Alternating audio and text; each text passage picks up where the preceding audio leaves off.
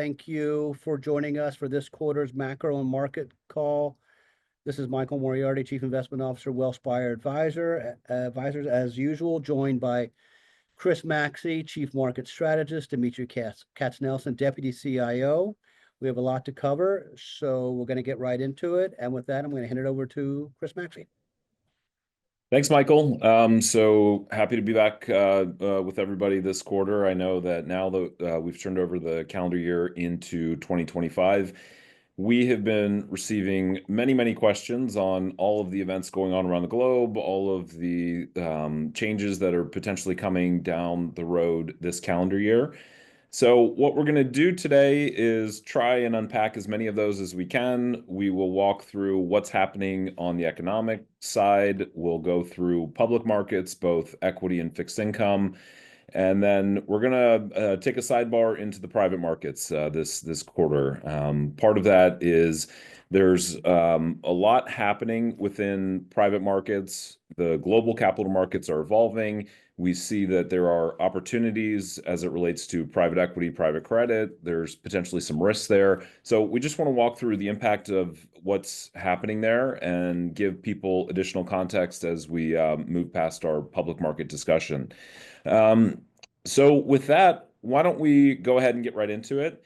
You see our three presenters, as Michael mentioned. And when we think about the events that have unfolded since the last time we were all together and chatting and where we sit today, a couple of notable changes have taken place. One is that the new administration has now stepped into office with the election being over, the inauguration having taken place just about 10 days ago. And so as you think in that middle column there for economic events, that is really the big one for 2025. The big one is going to be, what do we see coming out of the Trump administration? How is that going to impact whether it's the deregulation efforts that are being discussed, whether it's the tariff efforts that are being discussed, or even more broadly, how is it going to impact everyday consumers? And we have a few things to walk through and talk about on that side. The second bullet there under economic events is the Federal Reserve. And we did see, as we spoke about last time, that in September, the Fed began to move from a tightening to an easing cycle. We're getting some indications that perhaps that easing cycle is already nearing its end, or at least getting closer. The Federal Reserve had a meeting yesterday. They've decided to pause on additional rate cuts. So let's talk about what that means and then how that has an interplay with the efforts of the new administration. But then that'll bring us to markets on the left-hand side. The thing that we'll be talking about and discussing is that stocks are not cheap right now. And we're aware of that. You all are aware of that. Everybody on Wall Street is talking about the fact that stocks are cheap. But what should we do with that information? Just because stocks are expensive doesn't mean they have to go down. And that's the one thing that I think is an important takeaway here. And we're going to talk about the sub-trends, whether it's artificial intelligence or overseas influences, as we've seen a very sudden change in emerging market equities and developed market equities. We're going to talk about those things. And I just want people to understand that, just because stocks are expensive, it doesn't suddenly mean that they have to go down. Now, where we do see a little better opportunity, and we've talked about this, we had mentioned last time that bond yields had gone too far too fast. They were anticipating and pricing in a Fed that was going to cut by over 1%, if not more. And now we see that yields have actually gone up as the Federal Reserve has been cutting interest rates lower. So now there's a better entry point back into bonds to the extent that people didn't already have that exposure. And we'll walk through that as well. So artificial intelligence, I don't know if anything needs to be said there. We'll get to that one. Don't worry. So coming into 2025, tax laws on the horizon for later in the year. I don't know that we have exact information on that just yet and what will happen. I think that's going to be a discussion for next quarter, the quarter after, not for this one. We do have debt ceiling debates that are coming and a lot of policy proposals, as I think everybody has likely seen. Now, if we get into the economy, the big thing, the big story, and we saw it again this morning with the U.S. GDP report that was released, is that the economy is growing and it's continuing to growing. It's continuing to do really well. Why is that? It's really a function of consumer spending. Consumers have continued to spend, they haven't slowed down. So as you think about what we're looking at here, it's something we've shown before. This is real GDP growth for the US quarter by quarter going back to 2022, both on a forecasted basis as well as realized. We weren't able to get today's report in there just given the late timing of it. But what you'll notice here is something that sticks out, and maybe it's not obvious to everyone, but the dark blue bar is ahead of the light blue bar. So I don't know that that's an overly quantitative statement or anything that others wouldn't have noticed. But what does that mean? It just means the economy has been achieving above expectations quarter after quarter after quarter after quarter. And part of that is because people had a very negative prognostication going back to 2022. There were a lot of negative feelings. People thought consumers were pulling back, that retail sales were being pulled back, and we never saw that happen. Inflation began to come down, or at least settle down on a year-over-year basis. Consumers began to spend more money. Wages began to rise again. And not only were wages rising, they were rising faster than the rate of inflation. We saw that the economy outperformed for each of these quarters relative to where those expectations were, and that's pretty shocking. Just given all of the discussion that was going on around, hey, the Fed's going to engineer a recession, the Fed's going to raise rates too fast, too quick, they're going to break something. We simply didn't see that happen. And if we have to think about some of the consummate reasons why, what goes into this, part of it is that productivity growth in the US has trounced all the other countries around the world. This is not a representative set of every country, but this does give us a good indication of the US versus Europe and Japan and Mexico. If you look at that top line there, productivity growth from the US, so meaning output for each worker that we have in our system, has grown faster now than it did previously, but also faster than each of those other countries. So when we hear that the ECB is having to cut interest rates further, we hear that any number of other countries are embracing easing cycles faster than what the Fed is doing. It's really because of this. The Fed has been able to benefit from this expansion of productivity growth, this reinvigoration of productivity growth that's been taking place. And we'll get to a couple of the supporting reasons and what's going on here. But this is a change from where the US has been for a while. So if you look left to right, this goes back to the 1960s, steps forward to each decade. There is a combination of the 1990s and early 2000s, but productivity growth for each of those quarters, as you can see here, it was quite strong in the 1960s, began to slow down in the 70s. In the 2010s, after the global financial crisis, productivity growth was slow. It was not where we had been accustomed to. So that real output for each of the individuals that works in our economy and our country simply wasn't there. And part of that was the legacy and the holdover from the global financial crisis. But look at those last 8 quarters. We're suddenly back in an environment where it looks more similar to the 1990s and the 1980s, where we did have that very strong economic growth. We had very strong financial markets. There was a lot going on there that was quite positive. Now, one of the things that is garnering a lot of attention here recently is artificial intelligence. And so what we're looking at here is a very simple way to say, what is the interest like in AI out there? And at the moment, Google search trends, so people going out there, logging onto Google and saying, hey, tell me more about artificial intelligence, it's at the highest ever. I don't know that that would be surprising to anybody, but you go back 5 years ago and interest in terms like AI were about 1/10 of where they are currently. So this movement has been part of it. We've seen the translation of AI tools into the workforce. Companies like Wellspire are utilizing Copilot more and more frequently for any number of tasks. We see it happening elsewhere in a lot of other industries as well. And that has been one of those things that's been a leading edge for that productivity boom. And AI is something we're going to need to unpack in terms of its impact on stock markets, which we'll do in just a moment too. But why did we arrive at a soft landing? So, we did that same Google search exercise 2 years ago for hard landing and for recession.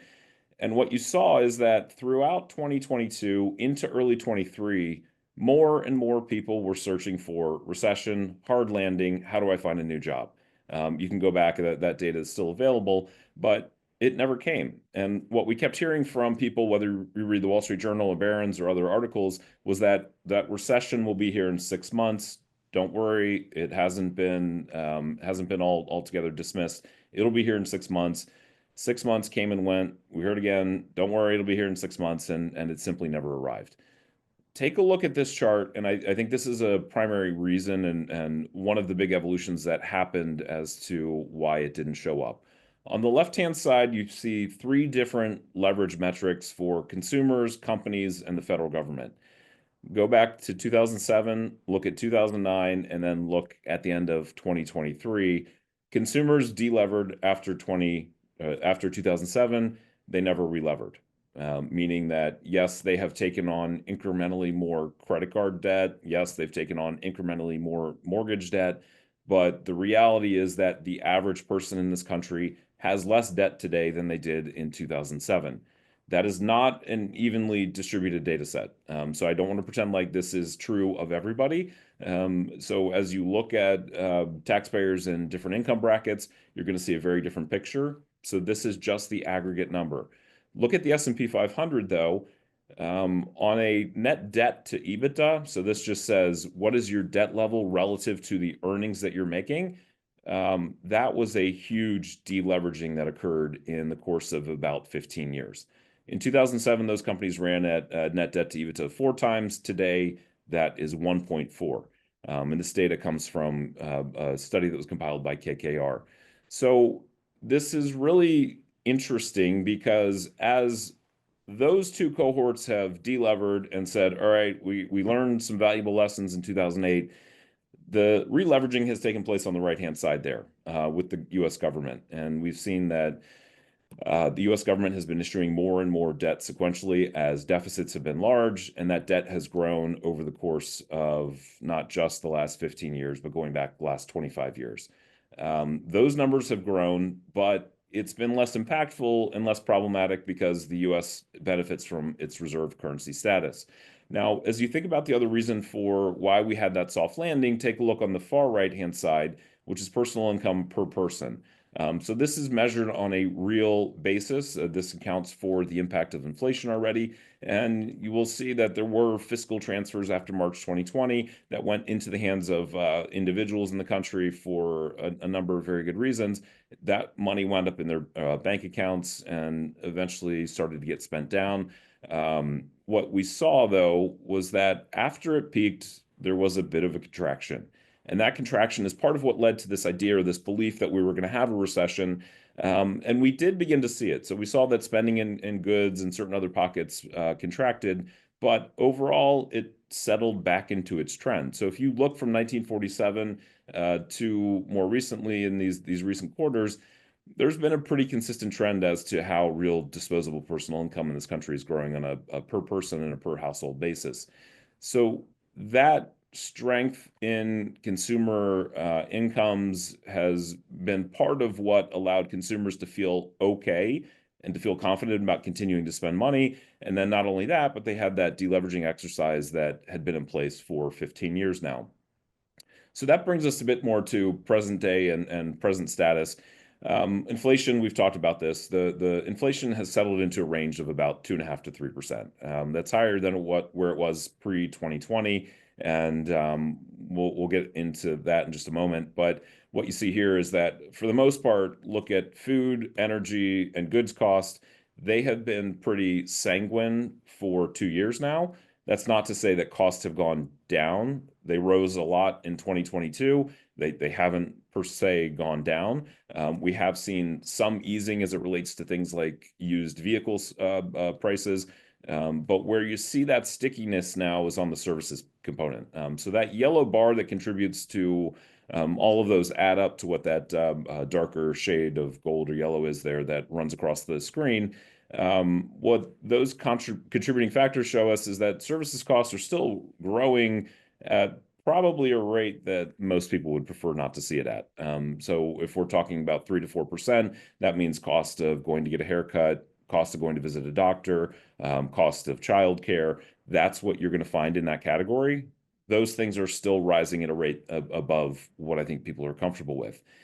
And this gets into one of the issues that really rose on the campaign trail last year during the course of the election. This is cumulative inflation, so cumulative growth in prices going back to 2000. So we're just trying to compartmentalize this into the current century, so the first 25 years of this century, and see where it's at. There's two lines there that are designed to show you if prices had grown at 2% or if prices had grown at 2.5%, and where you end over that time frame. It was only 4 years ago that we were on that 2% trend line, meaning that prices would have been up, call it about 60% since 2000. So 60% in the course of 25 years. With the jump in prices that we had, that rapid increase that took place in 22, where we see now is that we're on the 2.5% line, and it doesn't sound like that would be a big deal. So when we think in our minds, oh, prices are up 2.5% this year versus 2%, at the end of the day, you would say, well, that's really not that big of a deal, until you realize that when you measure this cumulatively, it leads to a roughly 30% difference in prices overall. And we've now moved from that bottom trend line to the one on top. And this is where the Fed still has a bit of a problem to deal with in trying to understand, all right, what are tariffs going to do to impact the economy? What is deregulation going to do to impact the economy? This is where the Fed's now going to be put back in the hot seat this year, and something that they're going to have to figure out. Do we need to go back to 2%, or is the Fed comfortable with us being closer to 2.5%, which right now it looks like that's actually the case. So I want to bring Michael and Dimitri back into the conversation. One of the things that we thought would be valuable to have a conversation around is the Federal Reserve. And there's differing camps of opinions out there around whether the Fed has been successful, unsuccessful. Could they have done a better job in all the things that have happened the last 4 years? And we wanted to have a conversation around it so people could hear our variety of opinions. So I'll start with Michael. You gave great perspective just recently on the job you think the Fed's been doing. So maybe if you wanted to share that with everyone, I think they'd find it useful. Sure. I think most reasonable observers could be critical of the Fed for being late to the inflation fighting game back in 21, 22. But I think more recently, I think the Fed's done a very good job. Remember, the markets wobbled in early August of 2024. Labor markets seem to be deteriorating. The frequently cited SOM rule was triggered. And there were a lot of market commentators urging for an emergency Fed cut, emergency being in between the regularly scheduled meetings, and not only an emergency cut, but a cut of 100 basis points or so. So a material emergency cut. The Fed resisted those calls, and they did not do an emergency hike, and they waited till their regularly scheduled meeting in September, where they started the cutting cycle with a admittedly large 50 basis point cut. I think the economy has proved resilient. And so I think the Fed deserves a lot of credit for calling off those that were suggesting much more aggressive cuts. And we're already seeing a fairly resilient economy. Part of the message for today is, an economy going strong in the teeth of a cutting cycle. And so I think looking back, it would have been imprudent if the Fed had cut more aggressively. So a lot of moving pieces that they have to deal with, and I think generally they've done a good job of late. Yeah, Dimitri, you jump in want there to on take the the other side? yeah. No, I mean the other side is I think Michael mentioned in the beginning they were late to the party. So typically the Fed's prognostication capabilities are questionable at best when it comes, to their ability to predict interest rates going forward. We talked last year, where the expectations were the year before, And typically the markets are wrong and the Fed is wrong. So we get this dynamic where you're in that world. But uh, there is this conversation with the Fed going back a long ways. Right? You didn't fight the Fed. Um, Coming out of the financial crisis, you didn't fight the Fed when they dropped interest rates to zero. And right now, the question is, do you fight the Fed on the other side of things? You could say there's been a little bit of fighting because interest rates have backed up, but it's um, uh, it's one of those things where we won't know for another probably 2 to 3 quarters whether that two cut scenario for 2025 is real. There's a very good chance it goes one way. There's a very good chance it goes another. And Chris, I think Michael and Chris have talked about kind of the widening, um, the widening possibilities in the environment that we see ourselves in, as far as how things go from the Fed side and beyond. And then I guess the other side is just the question you pose here is monetary policy as effective as it once was? We can riff on this a couple different ways, but it's an interesting dynamic. You had that slide showing how less levered the individual was, how less levered corporations are, and obviously interest rates on the front end are talking about access to capital and the cost of capital. And if you don't need capital, then the translation mechanism of the Fed's movement of interest rates is not that important, or it's not as important as it would have been in the 70s when everything was very capital intensive. So you have this dynamic where you have corporate balance sheets pretty strong net beneficiaries of higher interest rates. You have obviously a good chunk of the folks on this call, right? Our clients are net lenders to the U.S. government and states and otherwise who benefit from higher interest rates. So that translation mechanism definitely doesn't seem to be as potent as it would have been 40 plus years ago. Yeah, I think that's the biggest question for me here is whether monetary policy and changes in interest rates really has the blunt force impact that it used to. And I think what we're seeing is that it doesn't. In the 70s, 80s, 90s, even to the early 2000s, it was impactful because debt levels were growing. People wouldn't have had debt in the 40s and 50s to the degree they did at that time. And now that we have people that have started to delever, their companies are generating more cash flow, and that's actually something we'll look at too in the equity market discussion.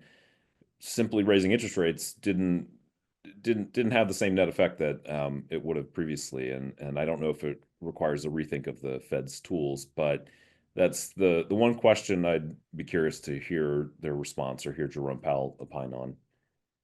Absolutely. So to that end, Dimitri mentioned that there's 2 cuts priced in by the market for this year. This chart was put together as of a couple weeks ago, and it shows us that if we go back to August of 24, markets anticipated that we would have 9 or 10 cuts throughout the course of the next 18 months. What we've wound up with, and this was on January 7th, as I mentioned, the market's now saying 1, maybe 2, if we're gonna be lucky and the Fed wants to get cute out there. But there's an equal likelihood that we don't see any more cuts to interest rates this year. And where this starts to become impactful is in places like the housing markets. We see that the 30-year mortgage rate, just on a headline basis right now, is at 7%. I'm rounding a little bit, but just for impact and effect, but 7%. I don't think many of us on the call would have said, "Oh wow, I see 7% mortgages coming back," but nevertheless, here we are, and it's really causing a slowdown in housing market activity. At some point, maybe that potentially bleeds into something more substantial, but it's hard even for that as we think about, does monetary policy have that same impact? 40% of people own their homes outright in this country. The average effective rate for the 60% that are on a mortgage is 3.6%. It's not the 7, it's 3.6, and that's not going to get changed to the extent that people decide, all right, I'm not leaving my house. I've got a great cushy situation here. I have no particular reason to pick up and leave and go elsewhere and finance that at 7%. So when you see things like this, you do have to start asking questions to say, well, is this realistic? One more cut, maybe no cuts, but do we ever see an impact from the housing markets and elsewhere that's going to cause a reaction? But that's where I think this becomes important. So one of the things that we dissected and pulled apart was, as the Fed starts easing policy, what begins to happen? Well, when they begin to ease policy, you actually see the economy reaccelerate. If you think back to the beginning of our conversation here, though, we mentioned on that very first slide, GDP growth is strong, and not only is it strong, it's outperforming expectations for many quarters in a row. We could actually be set up where Fed policy now re-stimulates the economy, not to mention all of the things that Trump has currently on his agenda. This is simply saying if the Fed's cutting, markets are usually or economies are usually reaccelerating. So if we have a strong economy, usually there's positive forward momentum, and now we're going to add this on top. We could wind up in a scenario where the economy begins to overheat. I don't know that that's the case just yet, but that's something to keep in your backdrop for 2025. Now, we did want to talk tariffs because a few people submitted questions on this, and there's a couple of schools of thought here.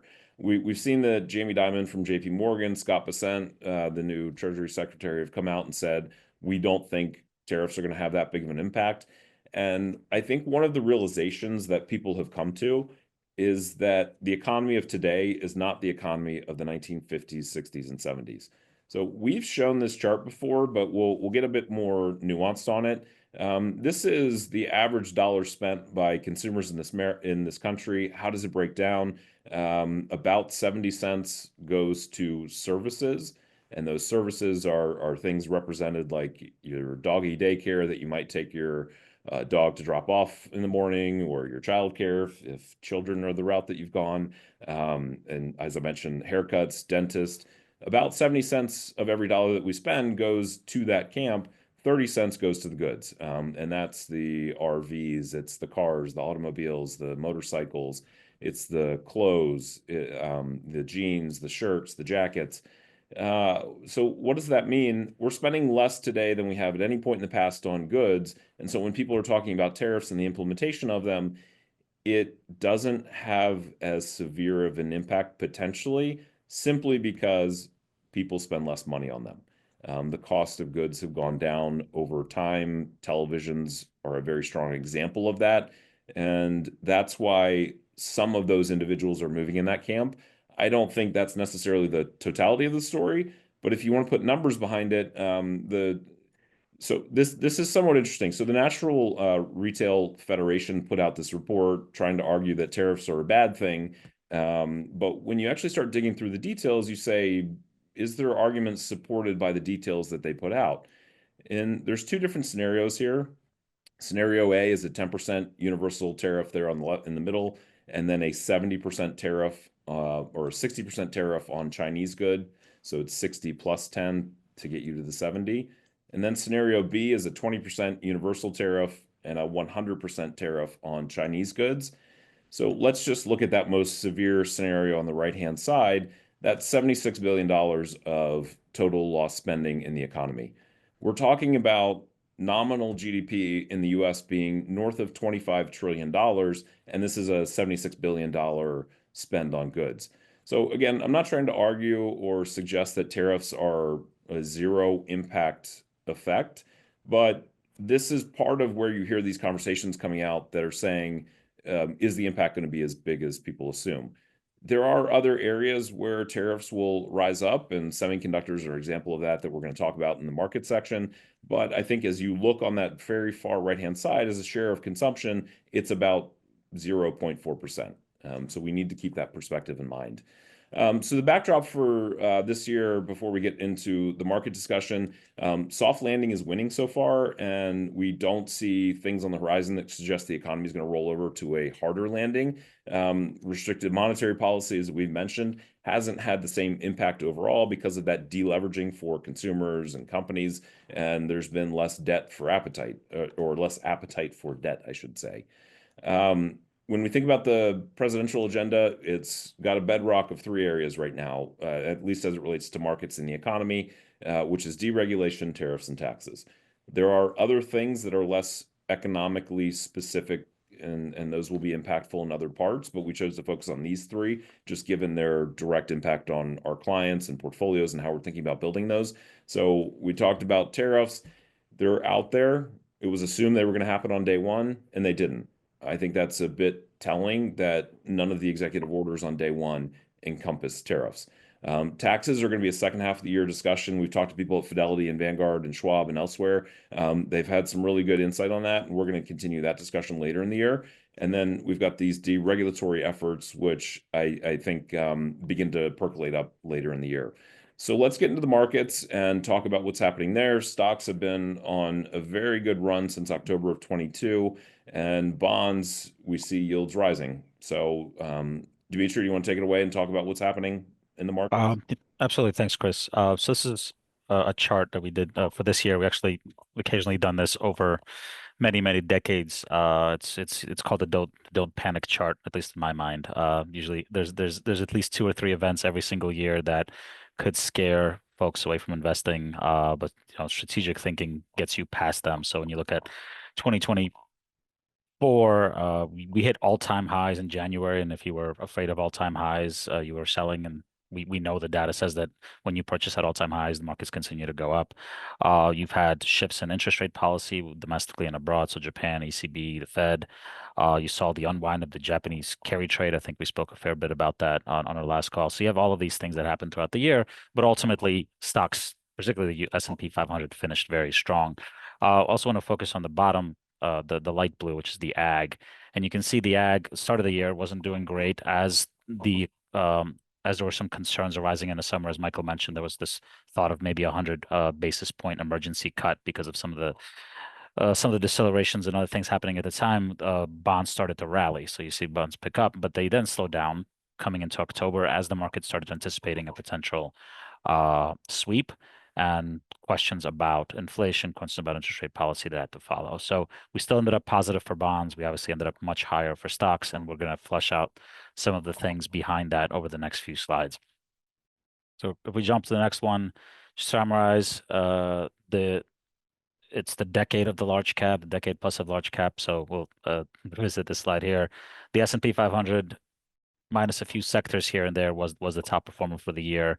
We're going to touch on the concentrated nature of that, what's driving that. But you can see that for the year and the fourth quarter, it was a strong return. Small mid-cap stocks still put up a very respectable double-digit number. Where you start seeing things get interesting is overseas. So you see that you still had positive returns in EFA, which is developed markets, and the emerging markets, but a very negative Q4 and down 8%. Almost all of that was actually currency. The dollar rallied really strongly in Q4. It was up 7.7%, give or take. And that was in concert with interest rates popping. So, the demand for the dollar goes up when our treasuries yield more than others. That's one of the effects, but there's many others. So you saw this sell-off to a degree, currency driven overseas. And you obviously saw a sell-off in bonds as well. As interest rates rose, you saw weakness in bonds. And we're going to touch on that for both taxable and tax-exempt bonds in the next few slides. So we jump to what's going on. We have to go to the 7, right? So first, we want to jump to the next one. We wanted to highlight this as, I guess, first and foremost, as Chris mentioned, valuations aren't great. If you look at a lot of metrics, they're in the 90th plus percentile. In a few areas, they're looking a little better, price to free cash flow, price to earnings growth. But generally speaking, if you look at most valuation metrics, the U.S. large cap stocks, particularly U.S. large cap growth stocks, look very expensive. We wanted to show you a couple of charts to explain, at least in part, why. It doesn't explain all the way, and we do think that area of the market is expecting lower returns going forward. But to give you just some detail, so this first chart is showing you the free cash flow margins by decade of the 10 largest stocks in the S&P. So this, at a time it was IBM, at a time it was GE. We can take it all the way back to the 1950s, and right now this era of the Mag 7 of the of the top 10 being dominated by tech and software, they have the highest cash flow margins out there. They are more focused on intangibles than tangibles. They have very strong margins despite spending an absurd amount of money on CapEx, which we'll touch on in a few slides. But one of the reasons these companies are capturing the multiple as they are is because they are generating the margins very differently than what we saw during kind of the 99, 2000 tech bubble era, where earnings were hard to come by. If we jump to the next slide, want to just provide a bit of context on that. So this is a chart, and every single squiggle here, every single color is showing you an industry in the S&P that at one point in time over the last 35 years was the largest industry in the S&P. So at a time, back in the 90s, energy, back in the 90s, and then again in 2008, before oil went from 160 to 40 in a matter of months, energy was the largest sector. Obviously, there was times that tech and hardware during the tech bubble was the largest sector, and you can see this evolve over time. And right now, we're in a scenario where the semiconductor sector, which is in that red there, which basically bounced around with very little weight for a while, has now just passed, or is actually right around software. I think day to day it might be more than software and just under. But you're seeing this evolution, and we want to show us for a couple of reasons. One, the episodic nature of this, right? None of these things stick around at the top for any given period of time. The other is that you do own all of these themes when you own a broad market, when you have broad market exposure, when you have the S&P 500, when you have the Russell 25 or S&P 400 or small cap, you're participating in this constant evolution. You're participating in these semiconductor names and these software names as they evolve. So we get a lot of questions of like, how do we get more AI exposure and so on? And the answer is you have a lot of AI exposure right now, and through both the consumers and the manufacturers, right, the chip makers. And this is just another way of showing that. Yeah, and I think one of the conversations that comes up a lot is this notion of passive indices. There really is no such thing as a passive index because indices are evolving. They don't simply stay static, although there actually, in fact, are some that have stayed static. But the reality is that the ones that people utilize are evolving, the weights, the subcomponents, the names. There are names that graduate in, ones that fall out, IPOs, acquisitions. The indexes and indices are ever changing and they don't stay the same. And that's why I think this is important. Part of why I came off mute, though, Dimitri, is that somebody was asking, do we think that crypto is going to have an influence on markets? And I think this allocation slide here or this industry slide here is a good way to think about that perspective.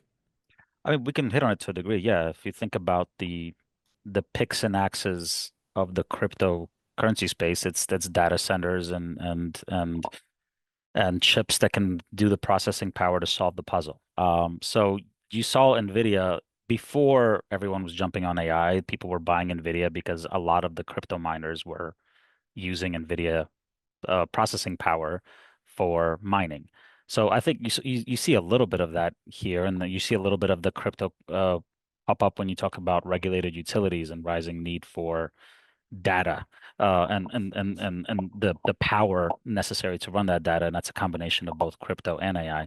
So I think you see that to a degree. You don't see crypto materialize in the S&P, right? Because it is not a security by that definition, so you're not going to see that. But obviously have certain stocks that do benefit. You've seen NVIDIA benefit. You've seen some names in the small and mid cap space. I think it was Microsemi, Supermicro, and a few other ones that actually have more tangible exposure, and those things rally when crypto rallies, but they're still a very small piece of the market. So we jump to the next slide. We touched on the margins, right, and these high free cash flow margins of these names. That's not the only thing. They're also outspending everybody in R&D and CapEx. So this is a chart showing you capital expenditures of the Magnificent Seven and then everybody else in the S&P 500. And you can see how much this has accelerated here over the past few years. So if you take it back to the 2015, 2016, that was comparable. Still incredible that 7 names spend as much as 493, but now it's accelerated. A couple things here. One, the CHIPS Act, 2022, 2023, you started to see that money flow in, kind of an incentive to spend more money on things, on semiconductors and chips and other associated components. But the other thing is that because those margins are so high, the haves can spend and can build this massive moat of AI processing, of potentially being able to monetize these new tools, these new functions. And so you're seeing the big names really feed each other, right? The biggest consumers of NVIDIA chips are some of the other Magnificent Seven.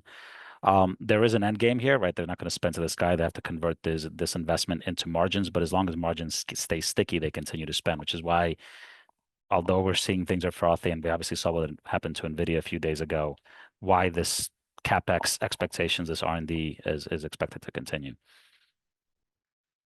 When I next jump into things fixed income, a few things to cover here.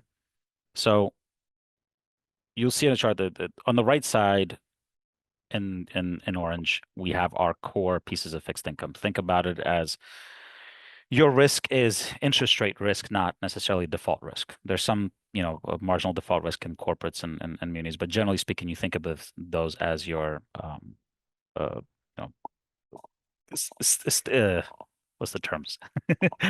Sleep comfortably assets. And those were positive, but obviously not as positive as we've seen post 2022, and that has everything to do with interest rates rising. So we'll spend a little bit of time on that. But we also wanted to show the other sectors, the satellites. That's on the left, the bank loans, high yield corporates, preferred, asset backed. There's a few other things that we do here, and they were put up very, very strong numbers in 2024. And we own these in your portfolio. So we wanted to show, we talk a lot about it's been a rough time for munis. We also have these satellite components, both in the taxable and tax exempt space, that have done quite well. And that's been for the regular fronts. Defaults have not really materialized materially. I don't think you can actually say it that way, but we haven't seen a significant uptick in defaults, and spreads have tightened. And you've basically been able to clip this coupon for a while now, and this has been a much higher coupon now than it was a few years ago. We jump into kind of what happened. So this is a chart showing what's happened to the Treasury curve over the year. So in dark blue, it's where we were at the end of 2023. In light blue, at the end of 2024, so basically where we ended the year, and where we were in September, just ahead of the election. And you can see how much of a change there's been. One, the front of the curve has obviously come in. The Fed cut. You're starting to see that, but you're also seeing the back end of the curve come up, specifically as anticipation of a Republican sweep came in, this thought about that interest rates might have to stay higher for longer, whether it be inflation related, maybe it be the fact that we don't have any landing and the economy continues to plod along, and you didn't need to cut as much. For all those reasons, you saw long end interest rates pop up, and that really hit duration assets. So your core assets that have a lot of interest rate risk, that's where you saw some weakness.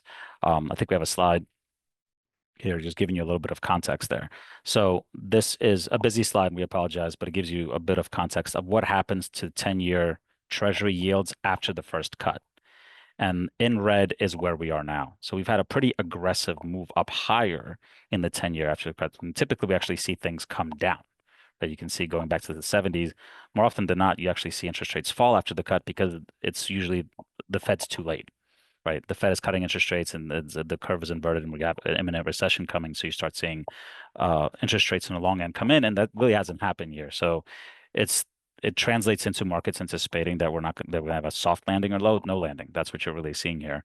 So that's one of the things that's really impacted duration assets. If we jump to the next slide, we're going to touch a little bit on munis. So we talk a lot about treasuries because that's where everyone's that's what they see. They see the Fed, that's the front end of the curve. They look at the 10-year Treasury, but a lot of our clients are taxable investors that have a lot of muni exposure. So we want to show you what happened to munis year to date. And you can see similar story, right? In 2023, you had an inverted curve out a pretty long way, but in pretty low rates. And then you saw the pickup throughout the year into 2024. And really focus your kind of attention on that 5 and 10-year bucket, specifically the 10-year bullet. That was the highest pickup. In fact, most of our clients had positive returns in munis, but if you just own 10-year munis in 2024, you were down because the interest rates popped there. Now that's happened for a lot of reasons. We obviously still believe in munis for our ultra high, max bracket folks in high tax states. But munis are not necessarily cheap. We've been talking about for the lower tax bracket folks, right? If you're in a sub 30 bracket and low tax state, you should be looking at a combination of munis and taxables, or even more taxables. And even though munis didn't have a phenomenal year, and you would think they would cheapen, they haven't cheapened enough to offset that. So it's interesting conversations in the muni market. I think that's where you're going to see a lot of conversations coming up, because although Tax Cut and Jobs Act policy may not be changing imminently, there's been some rumblings in certain states about tax policy that's gonna have some volatility in these markets. But I think that you'll expect to see more from us on things muni, just giving you a bit of context on how things are playing out into 2025 and beyond. We jump. I think the next slide is going to be all things private. I know, Michael, you're gonna to take at least a good chunk of this. I'll hand it off to you. Sure, happy to. Yeah, I think this is a new section for us. If you go to the next slide, Chris, just given the amount of attention in our industry on things private equity, private credit, given the proliferation of frankly really good product.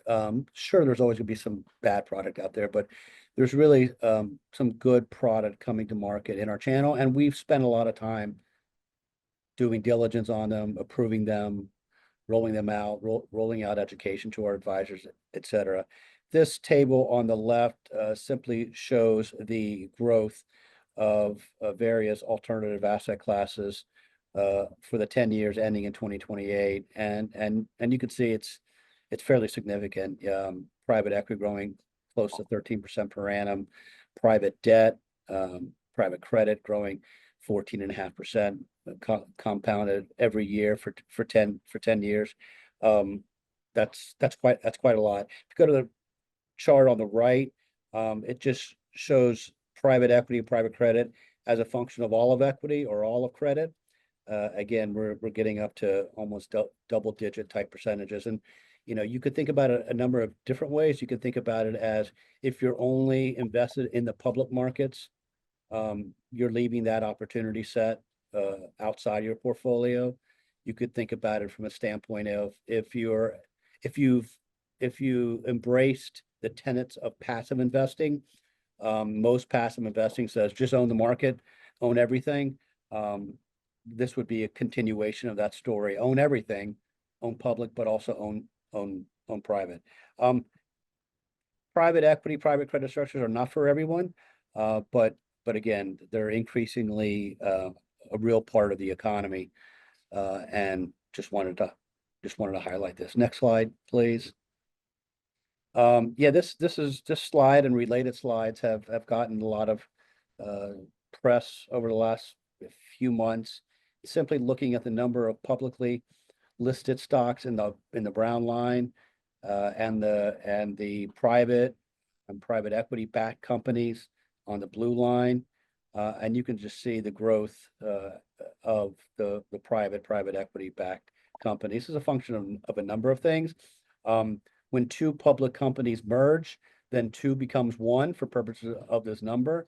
Other phenomenon are, especially given coming out of the 2021 wreck and 2022 wreck in valuations, public companies that were worth 10 billion all of a sudden were worth 1 billion, and that was fertile ground for private equity to come in and what they refer to as take private. They take a public company private, and that activity happened a lot. So a lot of different forces going in different directions. But again, if you're closing yourself off to things private, you're closing yourself off to an increasingly large swath of companies in the U.S. Next slide. I think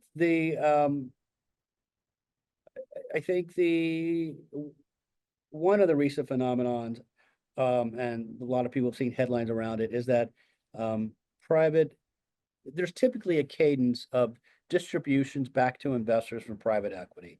Typically, capital will be called early in the life of a fund. Those monies will be invested. The private equity company will be working with the company to increase its value, and then ultimately the private equity firm will monetize that investment via a sale to another private equity company, an IPO, a merger with another company. A lot of that activity has slowed down over the last couple of years. Rates are higher, so it's more expensive for private equity to finance a transaction.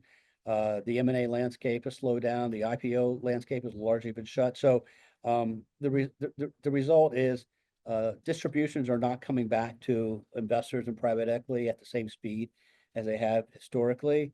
And the byproduct of that is the graph on the right, which is the average age of private equity holdings of private equity companies has increased substantially.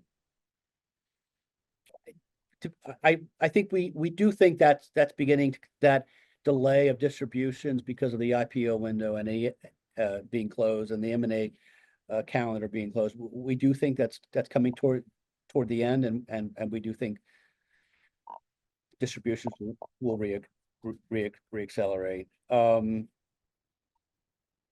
This just gives you a sense on, typically private equity are smaller companies. So this is a comparison of the sector breakdown of private equity companies versus their public market comps.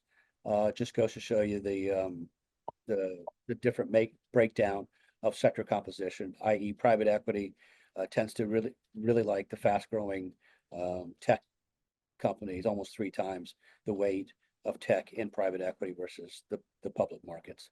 Yeah, I think Michael, on that front, we're talking to managers, there's, of the S&P, not the S&P, so the US market got to 7,500 names, and we're down to 3,500 names because of all this M&A activity and this take private activity. And there's not been much in the way of IPO of new blood, right? So when you're looking at the dynamic sectors right now, they're one, staying private longer, as Michael mentioned, but two, they're just there's just that much more of it on the private side than on the public side. So there's a lot of tech in US mega cap, right? There's not a lot of tech in US small cap. So, and those names really are staying private until they become mid caps and until they can catch the flywheel of indexing, for lack of a better term. So this is one of those dynamics where I think, as Michael mentioned, you just you can absolutely not invest in things private. Just think for what reasons you're avoiding them. I think if we go to next, we go really to outlook. There was one question that came in on this front before we move over to the credit discussion. How do people think about investing in solutions like private equity, or how do they get access? What are the different avenues available? Yeah, I'll take that, and anyone else can jump in. Typically, private equity, you're going to invest in that through a private fund. Those private funds can come in a lot of different structural varieties, but typically they're not going to be the mutual funds you're used to or the ETFs you're used to, though there are kind of derivative plays on private equity, which you may get access. But we would recommend private equity being accessed through private funds. That in many cases there are regulatory qualifications to get into these. You'll hear the term accredited investor, which has certain standards. You'll hear the term qualified purchaser, which has different standards. So there's a couple moving pieces, and we would encourage you to talk to your advisor about what may be appropriate. Yeah, and I think that there's been, Michael, you've talked a lot about this. There's been a lot of evolution in the space. So even though you have these private vehicles, you're starting to see things that are semi-liquid to give you the exposure, right? So you're getting things that they're more evergreen in nature. So you're investing, and you are not you can get out in year 3 or year 5, not necessarily year 10 or 12. So we've done a lot of work in those. We have a few on the platform. So I think there's been a lot of evolution. It's not going to get down to the daily liquidity, or at least probably not the ones that we would want folks to invest in. But the evolution of things being accessible on a quarterly, annual basis is definitely, that universe has grown, and it's not only been for the high net worth space. We've seen institutions really champion more and more of these evergreen structures, at least for some pieces of private equity, not all.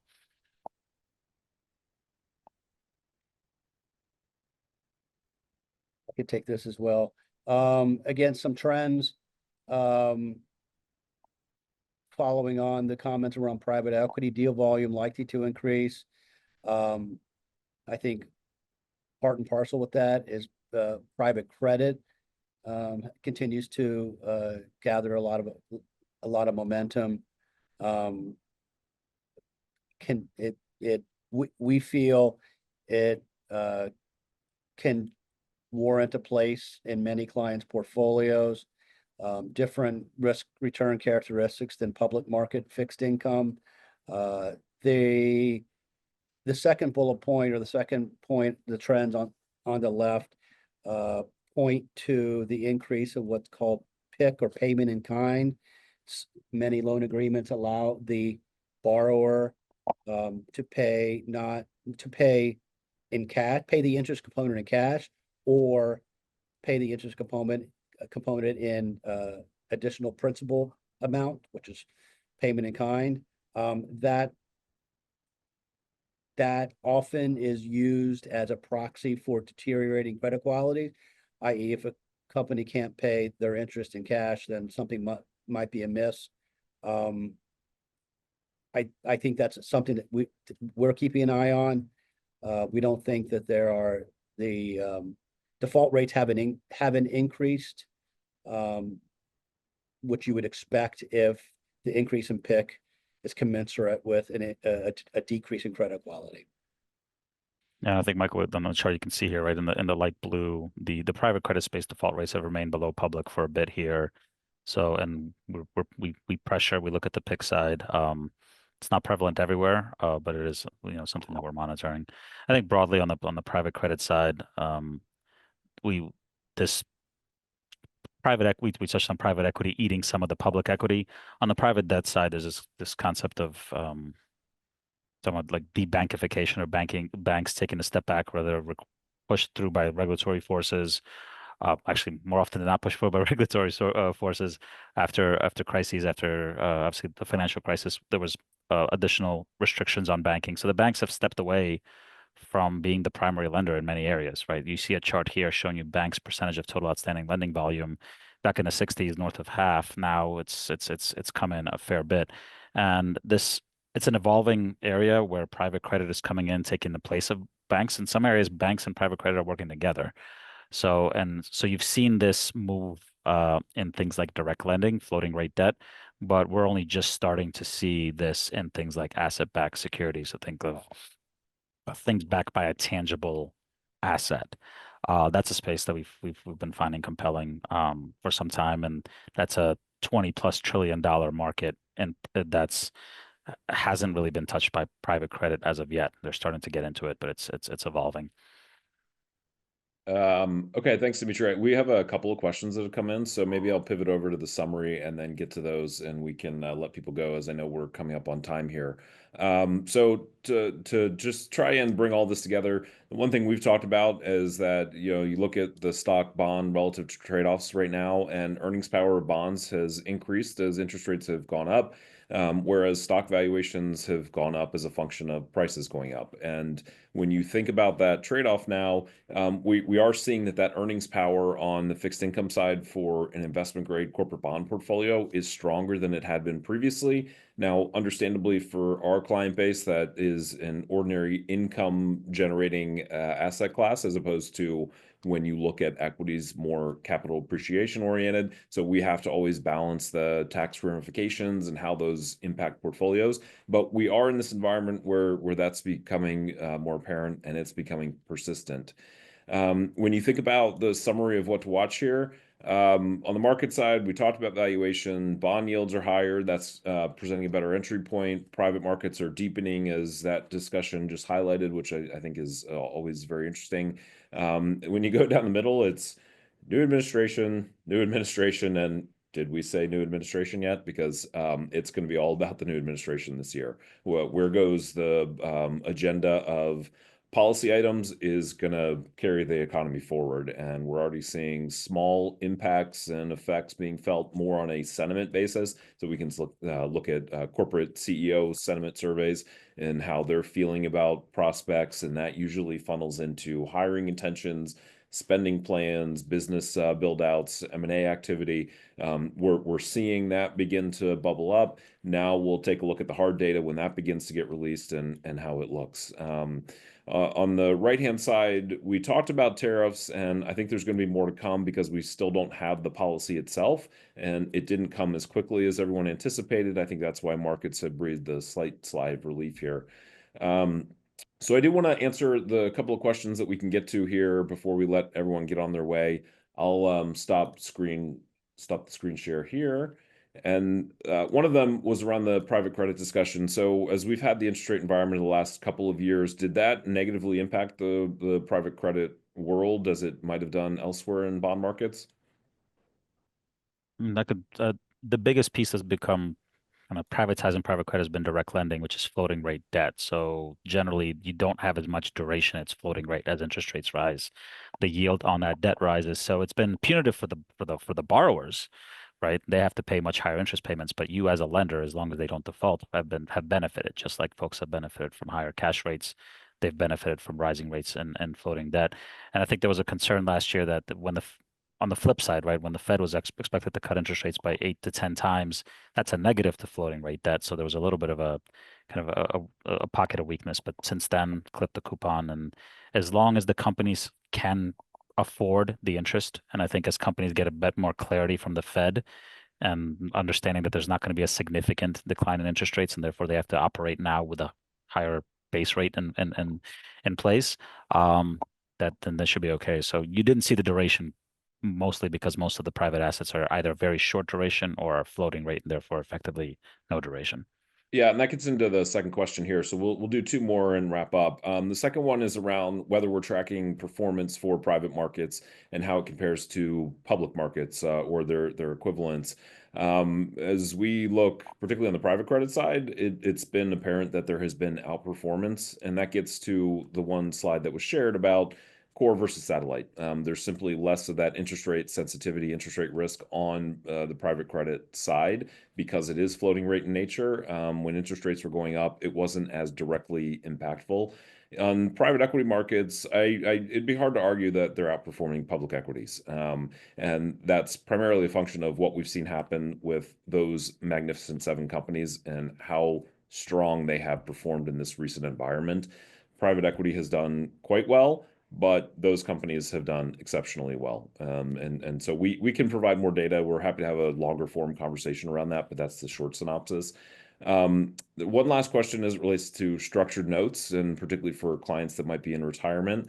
Are structured notes a good idea? Something people should not be doing? Any thoughts? I know, Michael, you've looked at these quite a bit in the past. Sure, I'll tackle that. We, in general, are not fans of structured notes. Most structured notes or most structures housed within structured notes have some combination of fixed income characteristics and equity characteristics. But that's no different than most people's typical portfolio. You have fixed income investments, you have equity investments. And so we often say that structured notes, they don't create or destroy value in and of itself. They just rearrange the deck chairs of value. The problem is they do so typically with very high fees. And so we often can replicate or near replicate the assumed economics and payout in a structured note just using simpler equity and fixed income investments with far less brain damage to understand it and with far lower fees. So we're generally not fans of structured notes. All right. Thank you, Michael. I know we didn't quite get to every question. We'll try to follow up where we can with people that had their names also included. If you do have questions you wanted to explore further, please reach out to your advisor. We're happy to engage on that on a one-on-one basis. I know there was quite a bit of ground covered, and there are many things on people's mind as we get into 2025 and further into the year. There was one last one, which I will answer. Are the slides going to be available? The short answer is yes. So that's an easy one. Thank you, everybody, for joining us. Thank you, Michael. Thank you, Dimitri. This has been fun.